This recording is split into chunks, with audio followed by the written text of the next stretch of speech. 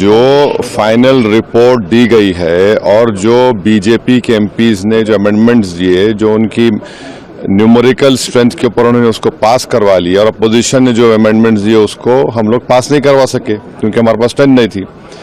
सच्चाई ये है कि पहले तो आप ये जानिए कि वक्फ बोर्ड जो है वो मुसलमानों के उन प्रॉपर्टीज के लिए है जिसको हमारे बुजुर्गों ने दान दिया था, अपनी प्रॉपर्टी को दान दिया अल्लाह के नाम पर। उसमें मेंबर आप बना रहे हैं नॉन मुस्लिम को नंबर 1, और उसमें नॉमिनेट करेंगे, इलेक्शन नहीं होगा अभी स्टेट वक्फ बोर्ड में। आप नॉमिनेट करेंगे तो उसमें मेजॉरिटी नॉन मुस्लिम मेंबर्स भी हो सकते हैं, उसमें सेंट्रल वक्फ काउंसिल में भी ऐसा ही होगा। दूसरी बात यह है कि limitation act Hindu endowment board पर, सिख के गुरुद्वारा के ऊपर, क्रिश्चियंस पर अप्लाई नहीं होता, तो वक्फ बोर्ड पर क्यों लिमिटेशन एक्ट अप्लाई करने जा रही है सरकार। तीसरा यह है कि कलेक्टर या उसके अबाव ऑफिसर्स को कोई पावर ही नहीं है, आप उनको पावर देकर एग्जीक्यूटिव कंट्रोल करना चाह रहे हैं।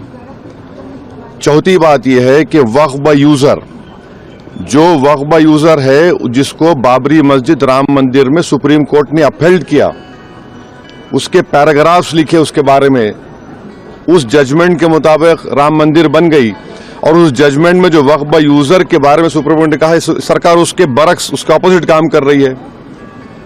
ऐसे कई अमेंडमेंट जो सरकार पेश की और फिर इस जेडब्ल्यूसी में उसको बीजेपी के और उनके अलाइज ने पास किया, उससे वक्फ बोर्ड खत्म होकर रह जाएगा। ऑन पैरिटी, जब हिंदू एंडोमेंट बोर्ड्स में नॉन हिंदू नहीं बन सकता तो नॉन मुस्लिम कैसे बनेगा। यहां पर सिख गुरुद्वारा प्रबंधक कमेटी में सिख ही बन सकता है, आप यहां पर क्यों बनाना चाह रहे। और एंक्रोचर्स को आप रिवॉर्ड कर रहे हैं लिमिटेशन एक्ट अप्लाई करके। ट्राइब्यूनल में आप क्या करने जा रहे हैं।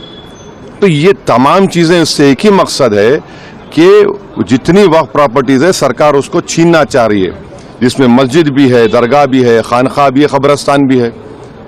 अब ये एक अमेंडमेंट जो इन्होंने अपनी स्ट्रेंथ पर पास करवा लिया, इस फाइनल रिपोर्ट में आप देखिए क्या कहते हैं, वक्फ बाय यूजर में अगर वो डिस्प्यूटेड प्रॉपर्टी होगी या गवर्नमेंट प्रॉपर्टी होगी तो वक्फ बाय यूजर नहीं होगा। मैं आपको एक एग्जांपल दे रहा हूं, सच्चर कमेटी जाकर पढ़िए, जिसमें सच्चर कमेटी ने कहा कि दिल्ली में 123 ऐसे प्रॉपर्टी है जो सरकार के कब्जे में है। ने कहा वक्फ प्रॉपर्टी है सरकार के कब्जे में, उसकी 2008 में लागत 3000 करोड़ बताई गई। पार्लियामेंट के सामने की मस्जिद को गवर्नमेंट बोलती गवर्नमेंट की है, सामने है ना पार्लियामेंट सामने की, वहां के इमाम साहब एमपी हैं, उसका कोर्ट में केस चल रहा है तो सरकार बोली हमारी प्रॉपर्टी हो गई। कैसे होगा बताइए आप। ये ऐसे कई एग्जाम्पल्स दे रहे हैं। आप इवैक्यू प्रॉपर्टी खत्म कर रहे हैं, इवैक्यू प्रॉपर्टी अलग है, इवैक्यू बाय वक्फ अलग है। पंजाब में हजारों एकड़ इवैक्यू प्रॉपर्टी जिससे रेवेन्यू आता है उसको खत्म कर रहे हैं आप, तो उससे फायदा किसको हो रहा है। सिर्फ नफरत की बुनियाद पर मुसलमानों की प्रॉपर्टीज को वक्फ की प्रॉपर्टी को छीनने के लिए। और एक बात समझिए, ये वक्फ की जो प्रॉपर्टीज है वो हमारे लिए एक वर्शिप है।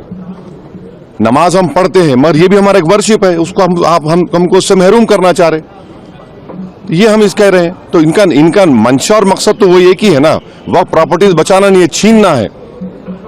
सर वो कह रहे हैं कि मुसलमानों को भड़का रहे हैं और आप जगदम्बिका पाल जी ने कहा है कि जो चर्चा हुई उसमें आपने हिस्सा लिया, सभी लोगों ने हिस्सा लिया। तो क्या चर्चा, अरे चर्चा, इतना गलत काम जगदम्बिका पाल ने किया चेयरमैन, वो उनमें इतना पार्लियामेंट्री उनको रूल्स मालूम होना चाहिए। अगर मेरी रिपोर्ट दी गई थी उसके 9 पेजेस को और मुख्तलिफ 8 से 10 पैराग्राफ्स को उन्होंने ब्लैक कर दिया।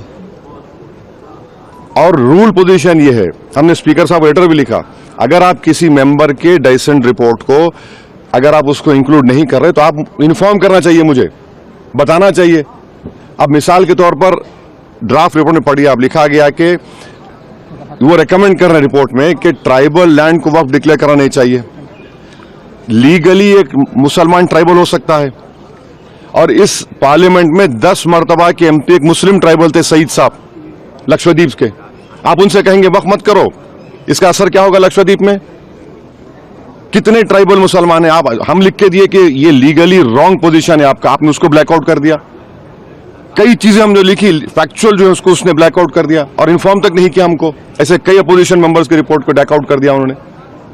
तो ये मनमानी की उन्होंने उसमें ना तो देखिए 391 का रूल है, डायरेक्शन 91 भी मानते हैं, मगर आपको तो रीजन बताना चाहिए।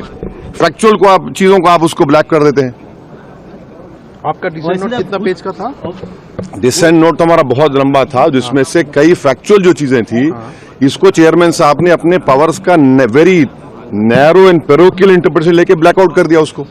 फिर हम लेटर लिखे स्पीकर साहब को, अपील किए उनको डायरेक्शन 91(2) में कि सर इसको आप इंक्लूड करिए, इसमें देखिए आप सच्चाई है इसमें पूरा, इसमें कोई गलती नहीं है। अब स्पीकर साहब के पास है वो।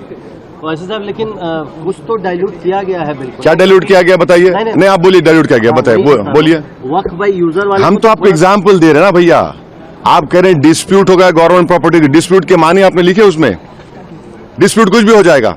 अच्छा, और एक उसमें बिल में क्या है कि आप वक्फ के मुतवल्ली हैं, मैं जाकर कलेक्टर को बोलता हूं कि भाई ये इनकी प्रॉपर्टी वक्फ की नहीं है, और कलेक्टर जब इंक्वायरी ऑर्डर कर देगा तो जब तक वो वक्फ की प्रॉपर्टी नहीं रहेगी ना उसमें टाइम पीरियड है।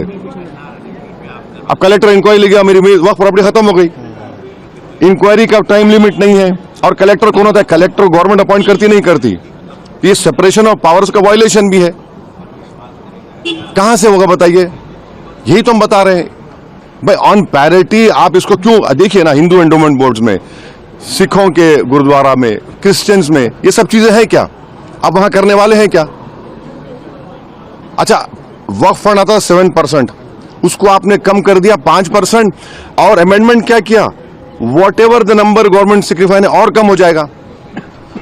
अब कैसे चलेगा वक्फ बोर्ड? फिर इसके बाद भी अगर ये सरकार तो बिल लाने का प्लान करिए, अगर बिल आएगा तो फिर आप लोग क्या करेंगे? बिल आएगा तो हम जो करना है करेंगे, क्या बात है। सर पाल साहब कह रहे हैं और जो एनडीए के अलाइज हैं उनको सोचना चाहिए, हमेशा पॉलिटिकल एनिमो नहीं होता ना।